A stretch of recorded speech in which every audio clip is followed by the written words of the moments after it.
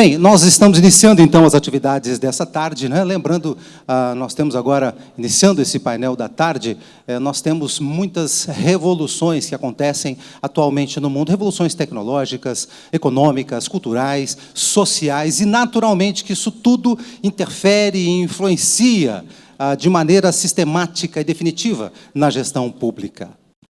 Para falar sobre esse assunto, com o tema O Estado da Arte na Gestão Global, nós convidamos o palestrante Gert Burkhardt, direto da Bélgica, para tratar sobre esse tema. Gert Burkhardt é professor universitário de gestão pública e presidente do Instituto Internacional de Ciências Administrativas. Por gentileza, Gert Burkhardt, o senhor é bem-vindo, estamos aguardando sua presença no palco. Por gentileza. Palmas.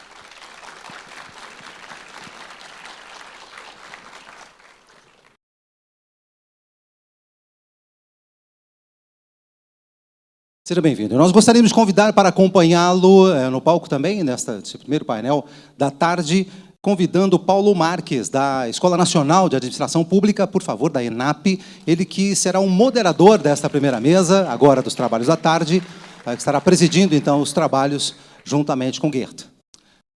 Paulo, fique à vontade, o microfone é seu.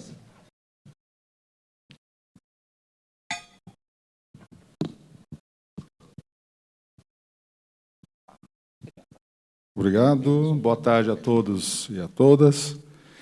É um prazer estar aqui, agradeço ao Conselho pelo convite de estar aqui presidindo essa mesa, ao lado do professor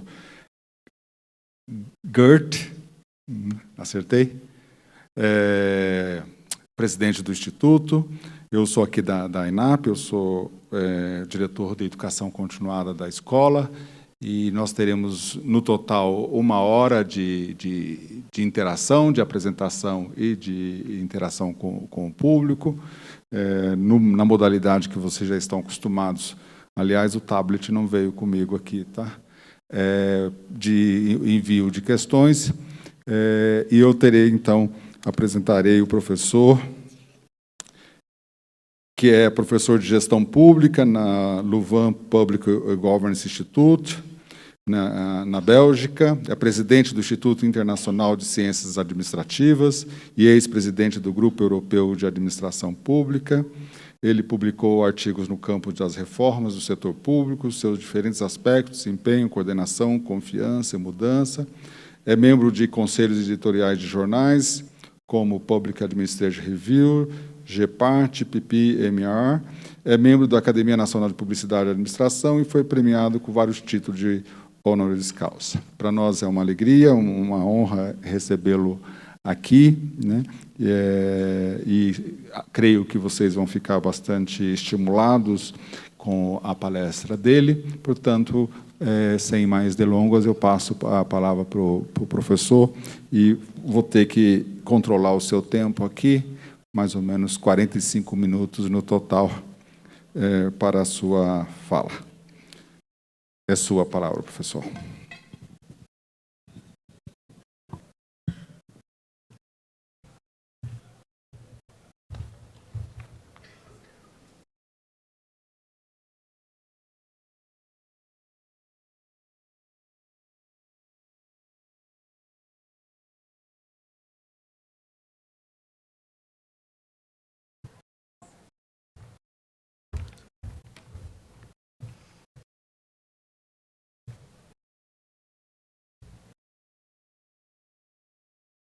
Just to move forward.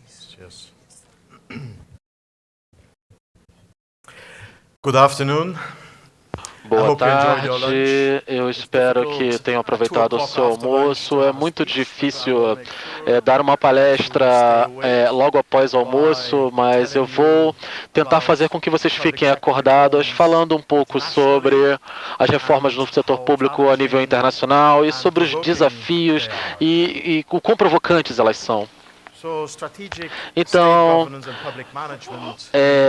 a gestão estratégica pública no governo, no âmbito global, tem passado por muitas mudanças e como essas mudanças também têm efeito no que tem ocorrido em Brasil. Eu vou do que tem ocorrido no Brasil, melhor dizendo.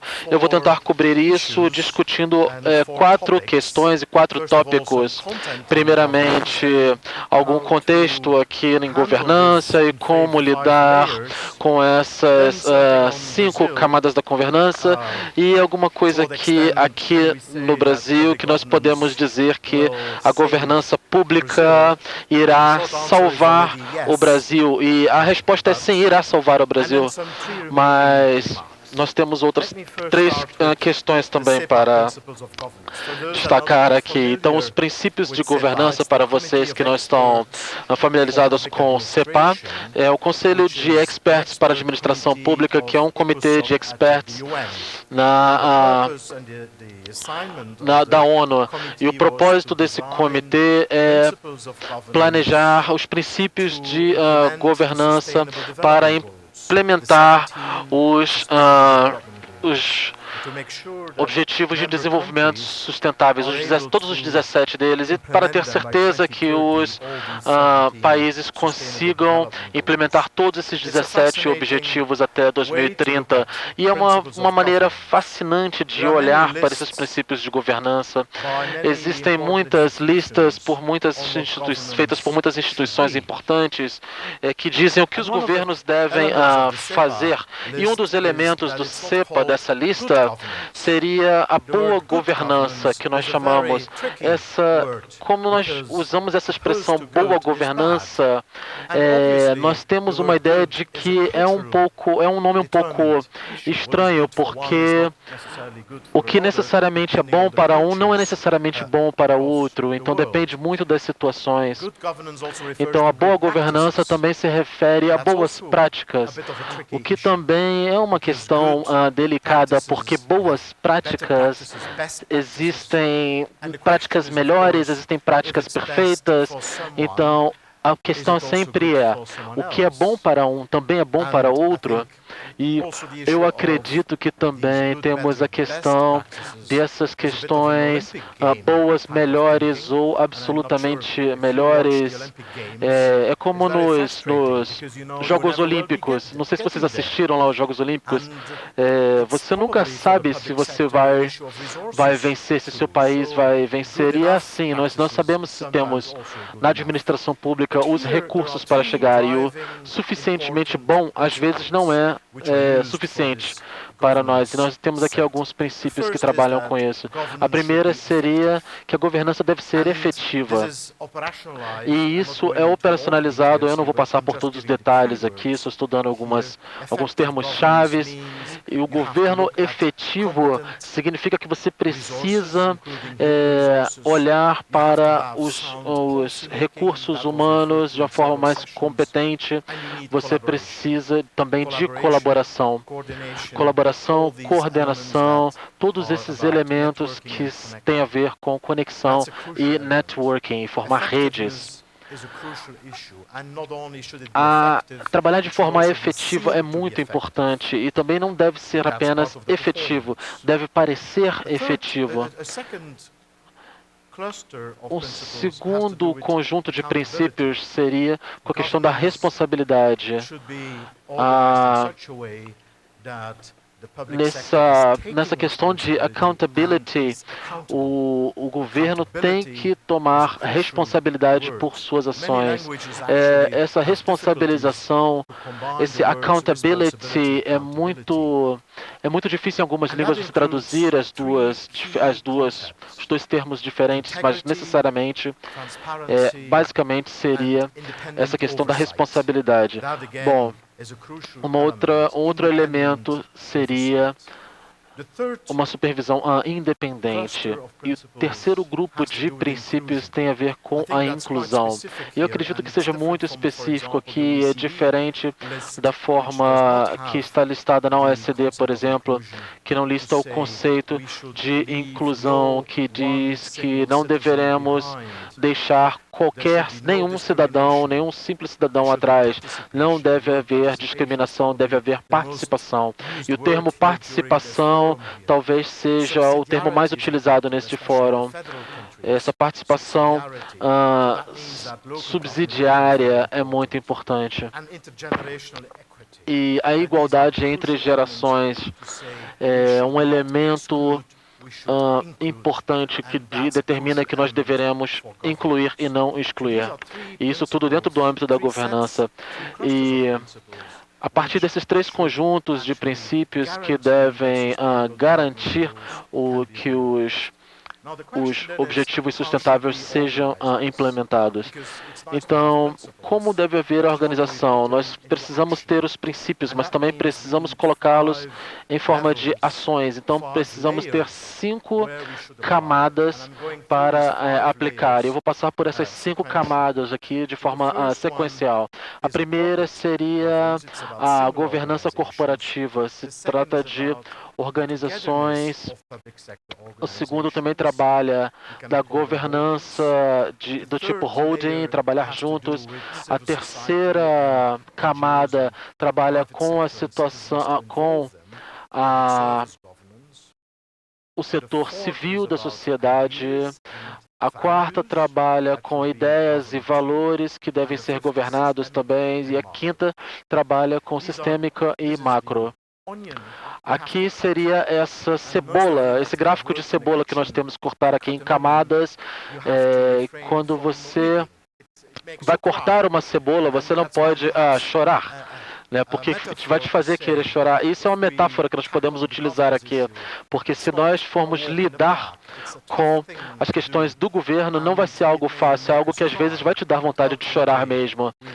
Então, mas nós vamos conseguir dessa batalha melhores governanças. Então, a primeira seria a governança das organizações por si.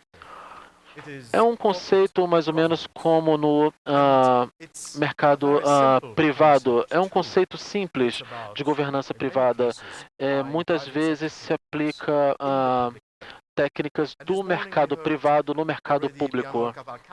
E nós já discutimos um pouco aqui dessas questões sobre as diferenças entre o mercado privado e o setor público, mas nós devemos levar em conta que existem diferenças, sim. Não se trata aqui de privatização. Nós precisamos trabalhar com métodos e técnicas. E o que é mais crucial aqui seria o arcabouço legal. O que nós vemos internacionalmente é que um conceito administrativo comum foi juntado também com o governo, com um conceito comum de leis. Mas os tipos de leis administrativas que nós temos aqui exigem um certo cuidado, porque as novas formas de administração, elas são propagadas por países de origens anglo-saxãs, países que trabalham com leis comuns, e seria muito difícil aplicar certas regras a países que não estão em áreas comuns.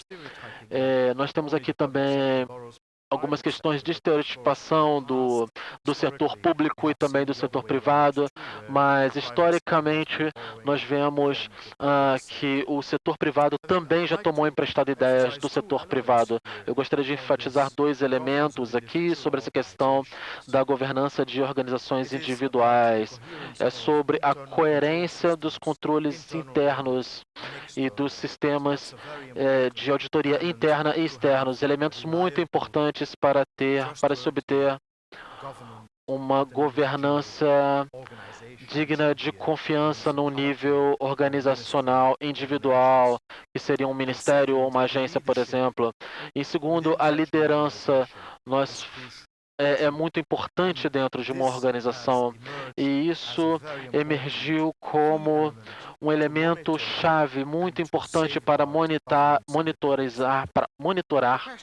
e salvaguardar os setores públicos e privados. E a questão é suficiente? Já podemos ir para a parte em que isso já está garantido? A verdade é não. A resposta é não. Essas governanças são necessárias, mas não são suficientes. Nós temos que ir além disso. Esse fórum nos dá muitos exemplos E nós vemos que isso corresponde a uma tendência internacional. Nós mudamos de uma organização separada, focada em governança, para uma organização focada em colaboração, em coordenação. Então, o governo colaborativo se torna uma questão crucial. O governo no setor público não será implementado de uma forma efetiva se não for colaborativo. E podemos pensar aqui como uma holding de organizações, todas trabalhando juntas. E se trabalha com isso é questão de políticas e programas. Nós vimos um exemplo muito bom aqui sobre um programa vasto de como lutar contra a pobreza, mas é um programa que requer também uma colaboração muito grande. Nós vemos a questão de Niterói também, nós vimos a questão de segurança, que a segurança é muito mais do que um autopoliciamento. Você precisa da união de vários organismos e que precisam trabalhar como um governo. Se eles não forem apenas um governo, eles acabam falhando em sua missão no setor público. Então, para a função desse governo é garantir a consolidação desses governos diferentes áreas, no nível estadual, no nível municipal, mas são responsabilidades diferentes. Quem é responsável pela segurança, pela luta contra a pobreza? Quem é o responsável por isso, politicamente e administrativamente? Isso não acontece automaticamente, é algo que precisa ser governado, precisa ser organizado de forma explícita. E isso é parte da agenda de governança para o setor público.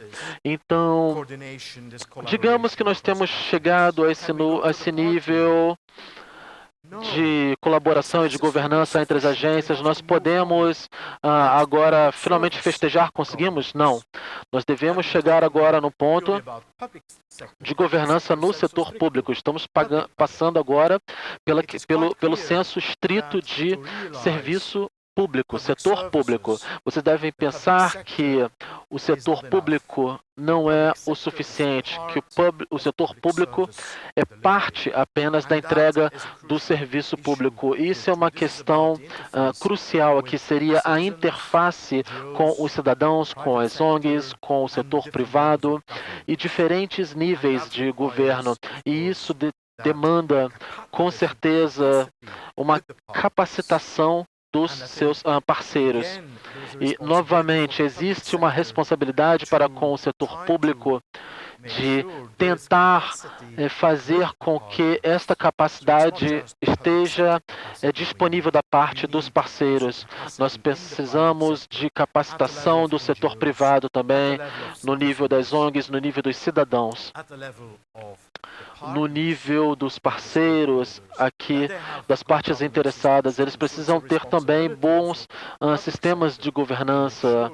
Então, nós precisamos ter certeza de que eles possuem esses sistemas de governança que sejam sólidos e precisamos monitorar a interface, porque a interface, com certeza, traz um certo risco.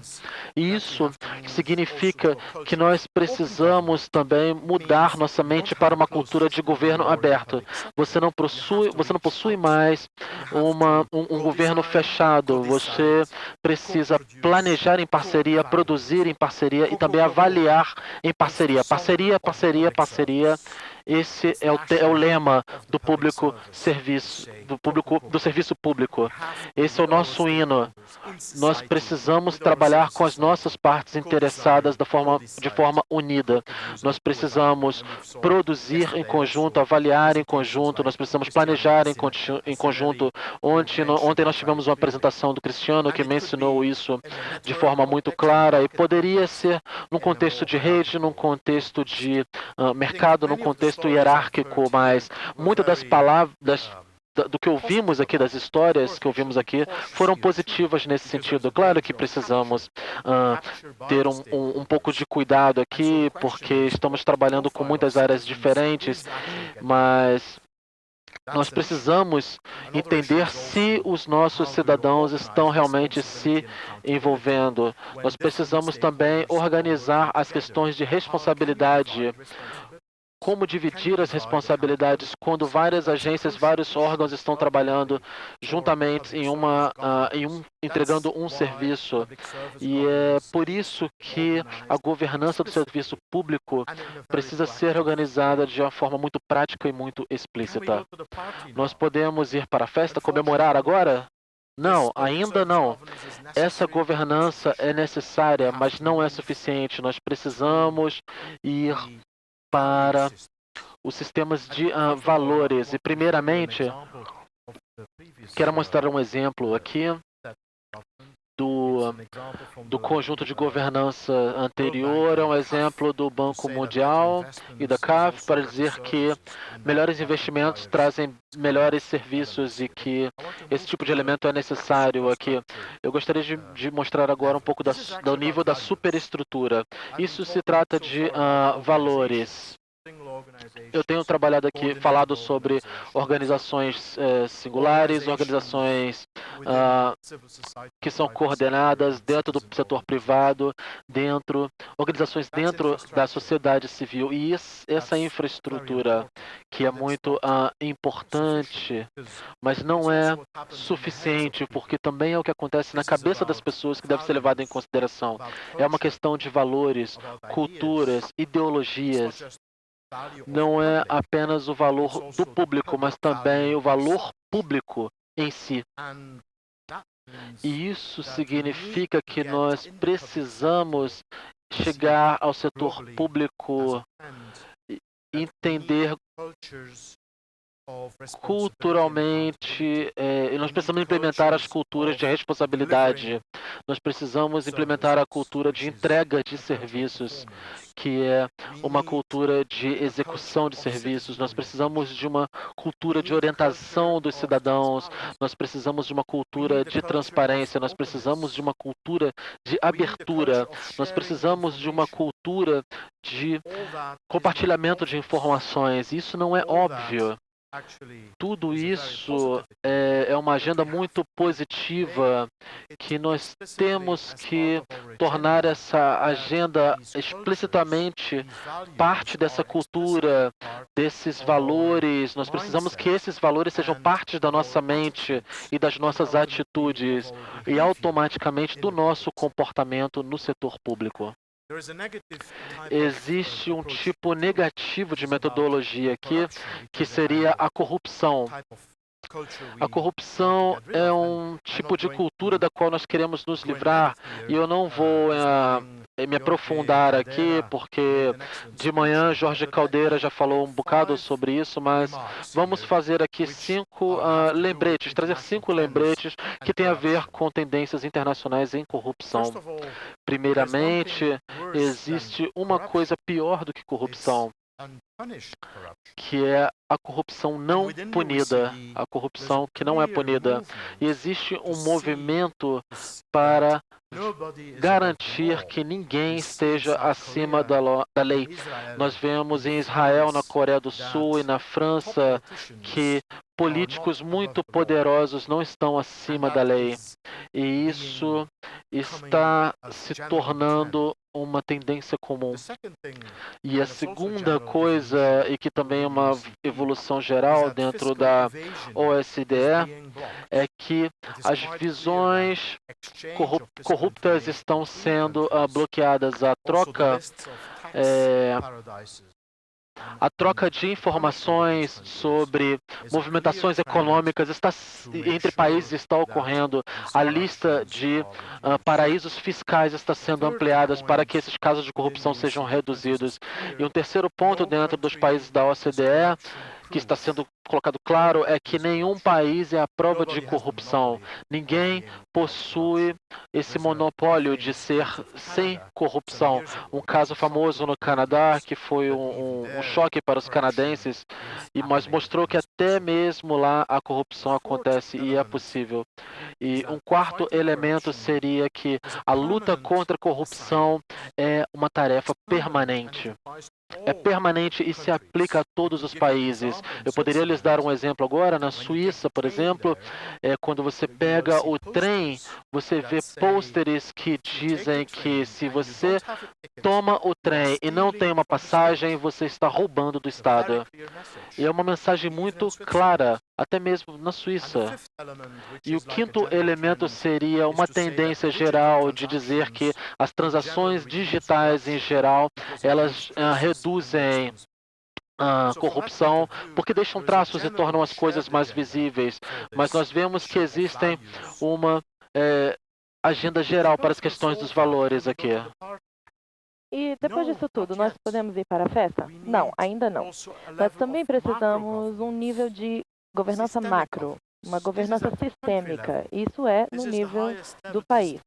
É o maior nível, é o nível constitucional. Se trata de como governar os principais balanços do país e também a designar os mecanismos de alocação, distribuição de poder. Isso tudo é governança macro. Nós precisamos abordar isso explicitamente. É questão de quadros legais, é uma questão de discutir, vamos para uma questão de um estado de mercado ou um estado de direito. E deixe-me dizer, um elemento particular da descentralização, porque isso era parte da discussão nessa manhã, o papel do governo local. Isso é um elemento crucial que às vezes precisa de emendas constitucionais para mover as competências, o dinheiro, as pessoas para os governos locais. E isso é uma tendência crucial que nós estamos vendo e é uma tendência muito importante que estamos vendo na OCDE também. Muitos países têm programas de reformas enormes para dizer nós temos que fortalecer as nossas cidades. Na Alemanha, era o Deutschland braucht neue Städte, que quer dizer nós precisamos de cidades novas. Na Alemanha, eles estão dizendo que isso vai ser o salvador do governo. Então, essa abordagem de cima para baixo funciona em alguns casos, mas nós estamos vendo que cada vez mais que os governos locais e os níveis locais estão empurrando os níveis federais, os centrais, para a reforma. Então, essa abordagem de baixo para cima está funcionando e eu acho que aqui no Brasil também está acontecendo. Nós vimos pela palestra de Mascarenhas e ele mostrou que isso, claramente, o governo local consegue fazer isso. E o governo central, ele confia, se ele confiar no governo local, claro, temos que ser precavidos, temos que estabelecer sistemas de auditorias, precisamos ter um governo local muito profissional. E eu posso dar exemplos de países que não vão dar mais competências para os governos locais porque eles não têm capacidade, mas aí eles não têm capacidade porque eles não ganham a competência de fazer nada. Então, isso é uma lógica, essa é a lógica que acontece, mas é uma lógica errada. Temos que quebrar esse ciclo e confiar na capacidade fiscal dos governos locais. Isso é muito importante. O conhecimento científico quanto mais um governo local é responsável pelos impostos, também no contexto da solidariedade, esses movimentos de solidariedade, mas a pressão de agir de forma efetiva e de forma equitável tem a ver com dar essa capacitação dos governos locais em operarem fiscalmente também. Então, isso é uma barreira importante a se quebrar para que nós consigamos organizar um nível sistêmico de governança. E agora, poderemos ir para a festa? Agora estamos seguros depois de 5 níveis, o corporativo, a holding, de interface com a sociedade, os valores da cultura, os valores e cultura e também a governança sistêmica e macro. Essas 5 camadas de governança precisam ser consideradas explicitamente e simultaneamente. Também é um tipo de problema para cada país dizer se nós tivermos R$1 milhão ou qualquer moeda. Se tivermos que investir nessas 5 camadas, qual seria a prioridade? Qual é a parte mais fraca da cadeia? Porque toda essa cadeia de governança tem partes mais fracas e mais fortes.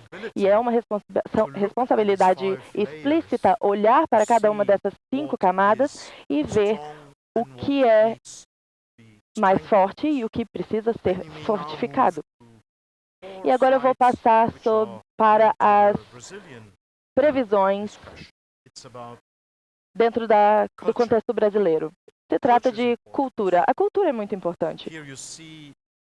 Aqui você vê os números do Hofstede em 6 dimensões e vou passar rapidamente por eles.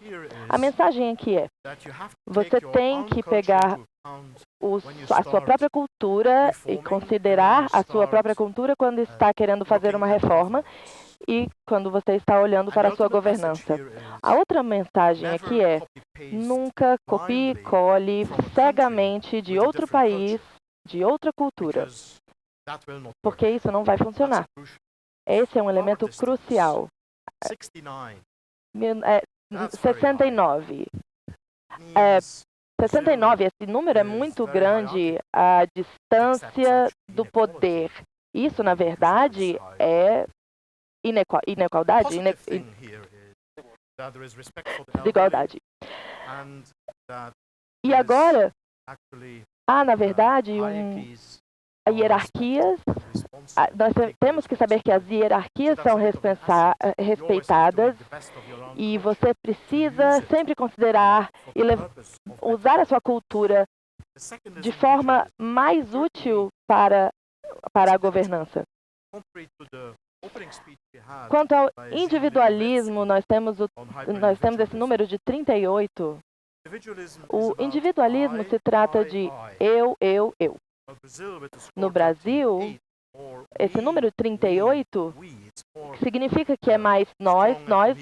Quer dizer que os grupos são mais fortes e coesos, são famílias grandes. E isso é uma vantagem também, de certa forma, ter uma responsabilização compartilhada da governança. Masculinidade, 49. Isso significa que o Brasil é um país bem rígido, é difícil, tem questões de gênero. Há também um conflito. Tem conflito na governança. Isso também gera o conflito na governança. Mas isso não é uma questão de vamos tomar um cafezinho, não. É uma questão de vamos brigar. E a questão sobre essa violência é muito alta. O número é 76. Isso significa que há necessidade de regras para o sistema legal.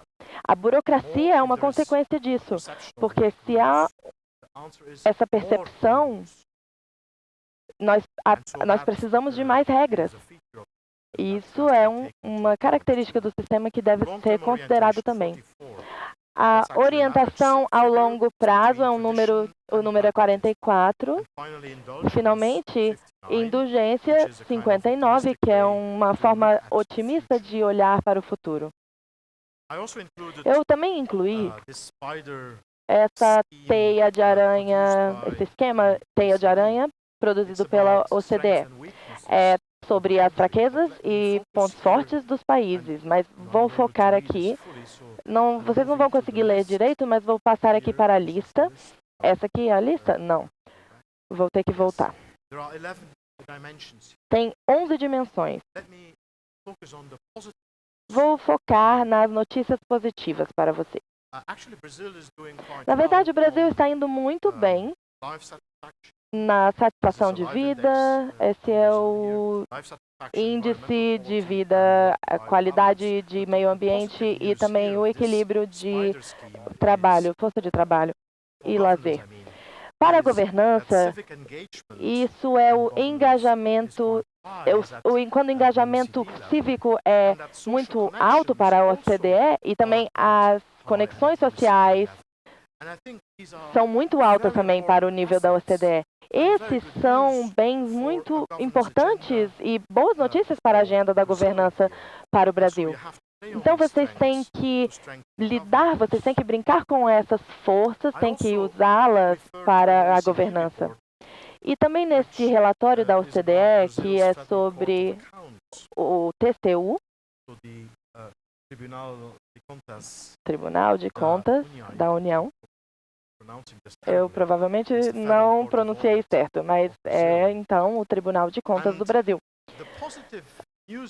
A notícia positiva, novamente, é que as 3 principais prioridades do TCU são o Tribunal de Contas. As 3 principais prioridades é melhorar a governança e gerenciamento das organizações públicas e políticas. E a segundo é impedir a falta de gerenciamento da gestão pública. E o terceiro é encorajar a governança no poder público. E essas são as 3 prioridades do TCU. Isso casa muito bem com os padrões internacionais das instituições de auditoria. E eles cuidam dessa parte de auditoria e accountability. E também a culpabilidade a responsabilidade de um tribunal de contas e também o princípio de comunicar eficientemente sobre os resultados das auditorias do tribunal para a sociedade. E isso gerou 3 conjuntos de recomendações. Eu vou mostrar para vocês aqui para a sua conveniência. O primeiro conjunto de recomendações é olhar para as políticas, mas também as avaliações de riscos para a governança. O segundo conjunto de recomendações, essas são recomendações da OCDE, baseadas nas suas análises de tendências internacionais, combinadas também com as organizações internacionais de auditoria superior.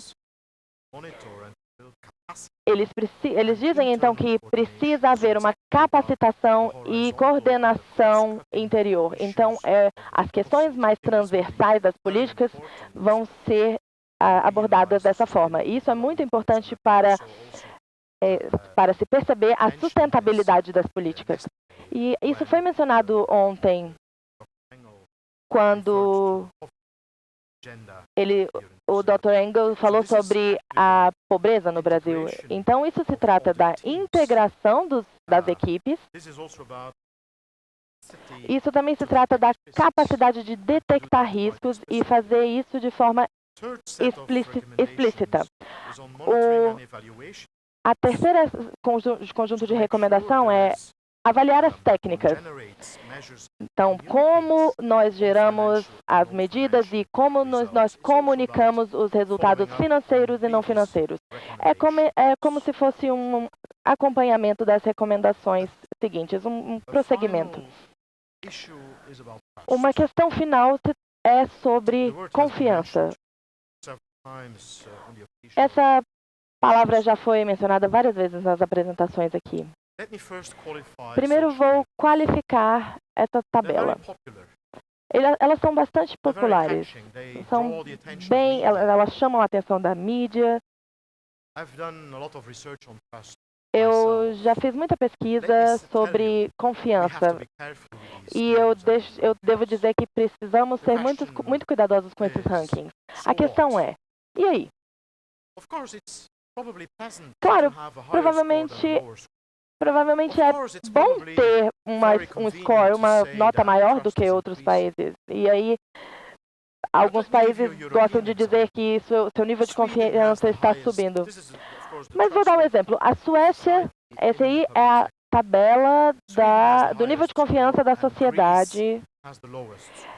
A Grécia tem o menor nível e a Suécia o maior. Então, o que fazemos com essa informação? Não muito, porque a Grécia nunca vai virar a Suécia.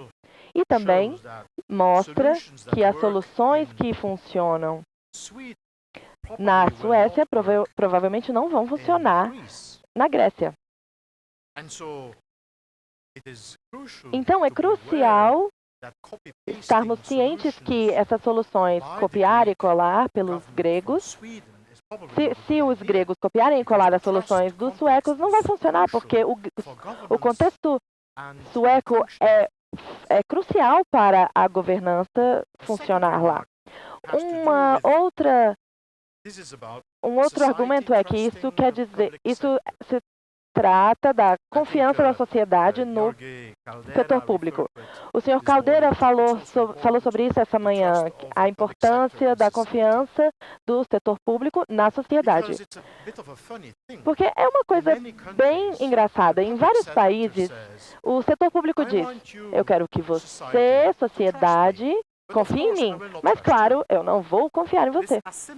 Essa assimetria não é muito lógica. E isso não pode ser isso não pode acontecer em vários lugares, porque como você vai organizar parcerias com as ONGs, com o setor privado? E aí, se eu digo para você, confia em mim, mas eu não confio em você, essa assimetria se torna muito disfuncional. E, claro, não estamos falando sobre uma confiança cega e ingênua, estamos falando de confiança baseada em fatos, o que é crucial para países e governos. E também tem uma terceira confiança, que então sociedade, setor público e sociedade. É uma confiança dentro do setor público. A confiança dentro do governo central e local, confiança entre os ministérios e agências, confiança entre os políticos e a administração. Isso também é crucial aqui. Nós temos que ter um nível funcional de confiança dentro do setor público. Isso significa, claro, que nós deveríamos, novamente, não abolir os checks and balances, os controles, freios e contrapesos. Nós precisamos de inspeções, de monitoramentos e auditorias, mas precisamos de confiança dentro do setor público. Outra questão dentro dessa questão da confiança é que nas democracias a confiança nos governos locais é maior do que no governo central. Isso também é muito importante para essa agenda da descentralização. E se nós quisermos reconstruir a confiança, precisamos investir nos governos locais. E os sistemas que funcionam, e nos sistemas de governança que funcionem. E aqui, sobre essa tabela de confiança, é que, na média, nas democracias liberais, as pessoas confiam mais nos serviços do que nos políticos. E precisamos ter cuidado com essa crítica ao governo. O governo central tenta criticar o governo local, mas eles não veem que quando você passa para o nível local na sociedade, porque tem essa lacuna entre o setor público e a administração, e essa lacuna, essa distância é quase estável comparado com a confiabilidade, com a confiança do sistema público com os políticos. Isso tudo influencia o sistema. Finalmente, os três debates restantes. Esses debates, eles perpassam o mundo inteiro e estão cada vez mais adentrando esses países da OCDE. É a questão dos debates dos governos com ou sem democracia. Eu não vou entrar em detalhes aqui, eu não vou entrar no debate, mas eu gostaria apenas de dividir com vocês a ideia de que para as próximas décadas esses serão tópicos que serão partes da agenda. E segundo seria o governança com ou sem governo. Isso é uma questão crucial. Não estamos falando aqui de anarquia ou essas coisas como o Tea Party. Também é sobre questionarmos se vamos governar para os dados, para o blockchain, por exemplo. Ainda precisaremos de governos se nós temos as nuvens e o blockchain, por exemplo. Ou vamos organizar nossos governos apenas para a sociedade civil e para cidadãos do setor privado, seria um tipo mais direto de democracia. E o terceiro debate seria a governança e os graus de desenvolvimento para estados frágeis. Isso seria o questionamento sobre sobre se e como esses estados frágeis poderiam governar. E para concluir, nós precisamos olhar simultaneamente para a governança corporativa no nível individual da organização. Nós precisamos olhar explicitamente para a rede horizontal, a rede vertical, como essas organizações se mantêm unidas em termos de coordenação. Nós precisamos olhar para a questão da governança pública em conjunto. Nós precisamos também simultaneamente olhar para os sistemas de valores, de cultura que está presente no nosso setor público, e nós precisamos também, ao mesmo tempo, olhar para o nível macro, o nível sistêmico. É importante fazer uma avaliação nessas 5 camadas e pensar quais são as tendências, quais são as oportunidades, as fraquezas e as ameaças. Eu tenho visto durante esse fórum muitas fortalezas e muitas oportunidades. E também vemos algumas ameaças, também vemos algumas fraquezas, mas depende de como você avalia e como você quer como você enxerga essa cadeia, se a cadeia está mais forte do que as partes dessa cadeia. E as cidades mais fortes serão cruciais, serão essenciais para a governança de estados fortes. E será também essencial focarmos em cidadãos que participam, administrações que são profissionais. E partes da administração que são ainda muito dependentes das questões estatísticas dos escritórios de auditorias, que mantêm sua dependência para que as pessoas ainda possam confiar nesse setor público. Eu gostaria de agradecer a todos vocês, agradecer e aqui cumprimentar o presidente Wagner e sua equipe e seu conselho. Eu acho que eu viajo muito e eu falo em muitos lugares e raramente eu vejo pessoas tão motivadas, uma audiência tão motivada. Poucas vezes eu vi pessoas tão positivamente orientadas, com vontade de avançar. E eu acredito que vocês têm a coragem e a habilidade e a capacidade de tornar o Brasil um grande país. Muito obrigado.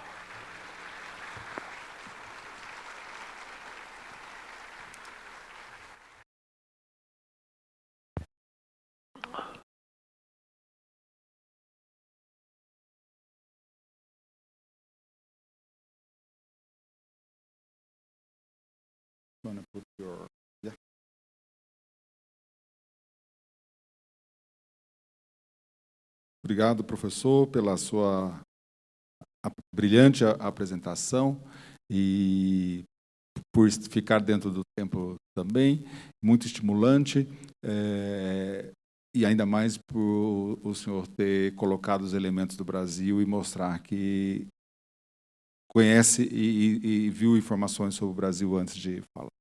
Parabéns ao Conselho Federal por proporcionar essa esse momento, que foi brilhante. Eu espero que tenha sido gravada essa palestra, e ver um auditório tão grande como esse, tão lotado, e muito oportuno para o momento que nós estamos vivendo no Brasil, onde o governo tem sido questionado, a democracia tem sido questionada, e todo o sistema político brasileiro da mesma forma, né? E muito desafiante colocar essas questões da governança ao lado da complicada construção da governabilidade que é feita no Brasil. Eu tenho aqui 4 perguntas, né? Nenhuma ganhou mais votos, então estão todas no mesmo nível. Então eu vou começar pela ordem. Acabou de ganhar 2 votos aqui, fizeram um complô aí, né? Vou começar com essa daqui, que é um pouco mais de literatura. A literatura contemporânea de administração pública argumenta que, após décadas de grandes reformas administrativas baseadas no New Public Management, atualmente predominam as mudanças constantes e graduais, com enfoque em inovações. O senhor concorda com essa afirmação? Na sua opinião, inovação seria a principal tendência de gestão nos dias atuais? It's clear for you? It's approximately clear. Well, é mais ou menos claro. Bom, uma pessoa não pode ser contra a inovação, não é? É um elemento positivo. Eu acredito que a inovação ela trabalha com muitos ângulos. Pode ser a questão digital, pode ser também a questão de priorização, e é muito crucial nós nos referirmos a isso. Na questão social da inovação seria a questão de reinventar a questão da produção, utilizando a sociedade civil para produzir. E a inovação social no setor público é tão importante quanto a inovação digital. E o que nós vemos nas pesquisas de inovação é que é importante termos uma cultura que nos permita tomar alguns riscos e experimentar. E é um elemento muito importante nós conhecermos a nossa administração para experimentar, temos a liberdade de experimentar. Mas como eu mencionei, na cultura do Brasil, eu diria que a cultura do Brasil é muito aversa a risco do ponto de vista geral do país. E eu dou um exemplo aqui de um país na qual a liderança distribui, os chefes distribuem esses cupons de desculpas. Então, os servidores públicos, eles eram desafiados a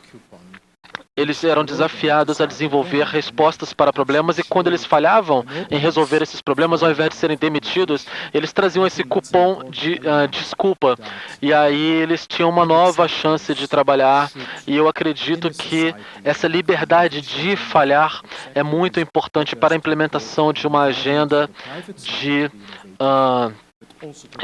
para uma agenda de inovação. Nós temos que ter certeza de que a inovação não esteja sendo implementada somente no setor privado, mas também no setor público. Well, the question that received the most votes is this one here. Since the very first day, we have been talking about popular participation in decision-making processes. What tools do you suggest for us to have an active participation of the population in practical terms?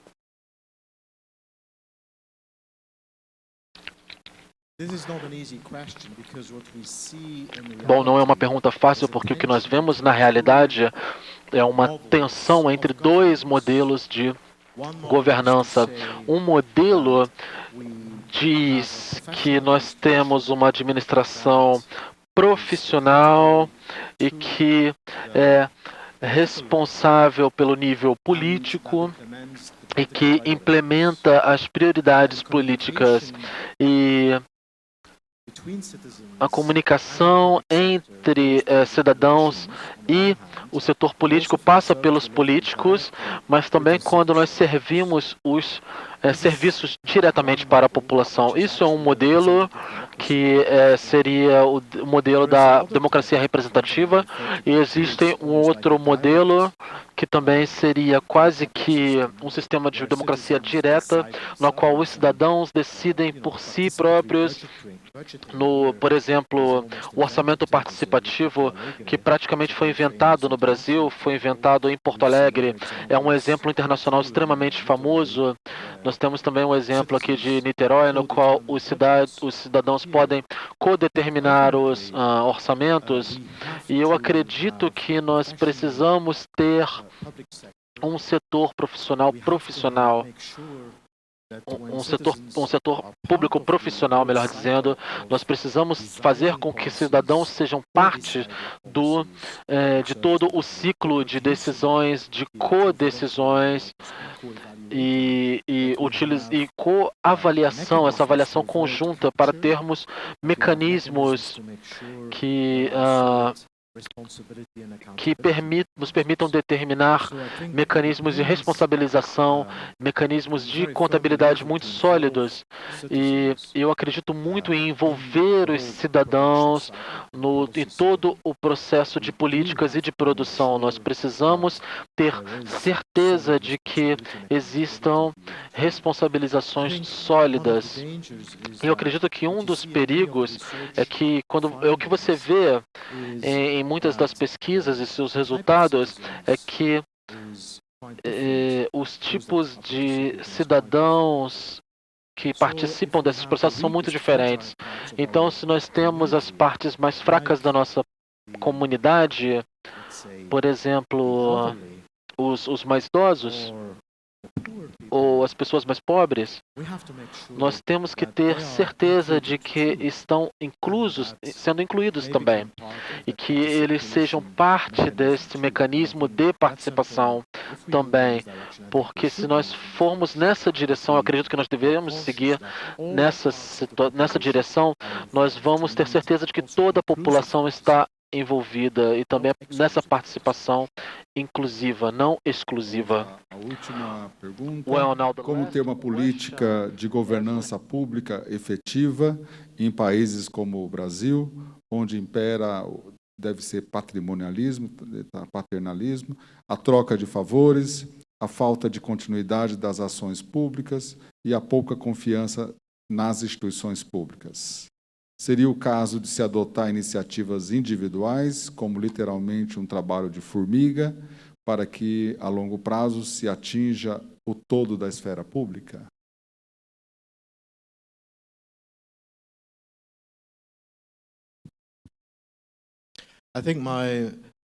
Bom, eu acredito que a minha sugestão maior seria investir nas cidades. Desenvolver cidades fortes, não cidades grandes, mas as cidades pequenas também. Eu acredito que é um ponto crucial quando você pensa nos países da OCDE, quando você precisa restabelecer a confiança, quando você precisa reverter a desconfiança. Esse movimento vem de comunidades locais e das cidades. É um elemento muito importante. O segundo elemento seria ter certeza de que os cidadãos ainda tenham pequenas porções de confiança nesse setor público. E isso garante que exista uma independência, que exista uma autoridade estatística superior que dê os dados corretos, e escritórios de auditoria que sejam visivelmente independentes e que publiquem relatórios que deem informações que sejam encorajadoras, mas que também deem sugestões para melhorias da governança. São elementos muito cruciais que eu diria que poderiam ser parte de um programa de reforma.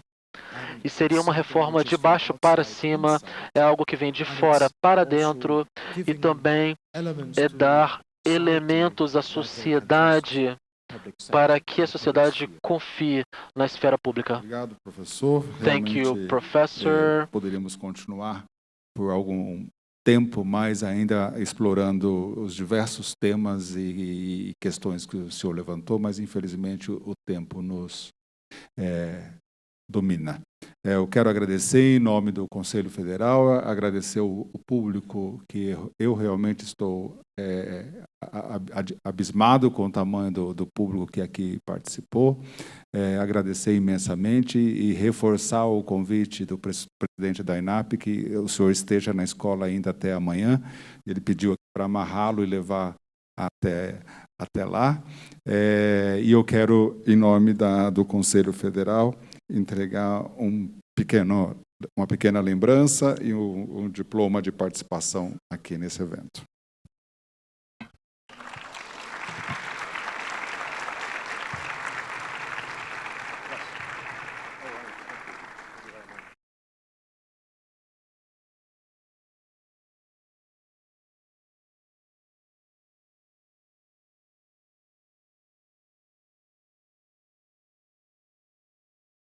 Então, nós procederemos agora à assinatura de um documento de acordo entre o Conselho Federal da Administração e também o Instituto Internacional de Ciências Administrativas. E eu gostaria, já está conosco aqui no palco, o senhor Geert Burkhardt, eu gostaria de convidar para que venha ao palco, a fim de proceder também a essa assinatura, o senhor presidente do Conselho Federal da Administração, por gentileza, senhor Wagner Siqueira, queira subir no palco, por favor.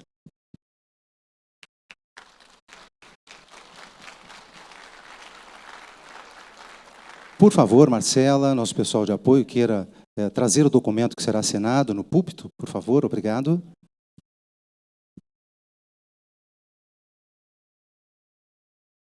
Então, assina o documento pelo Conselho Federal, pode ser no púlpito mesmo, senhor presidente.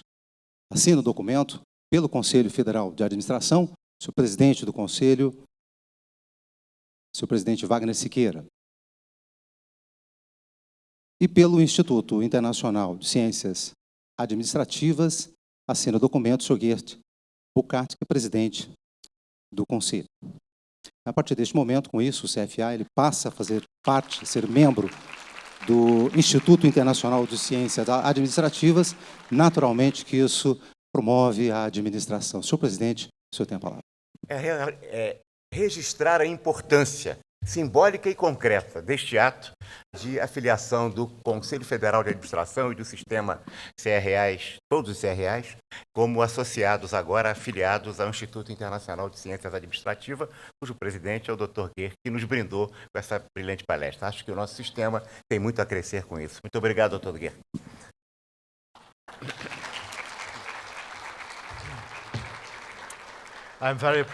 Estou muito orgulhoso, como presidente do Instituto Internacional de Ciências Administrativas, de ter países tão fortes e desenvolver parcerias tão fortes.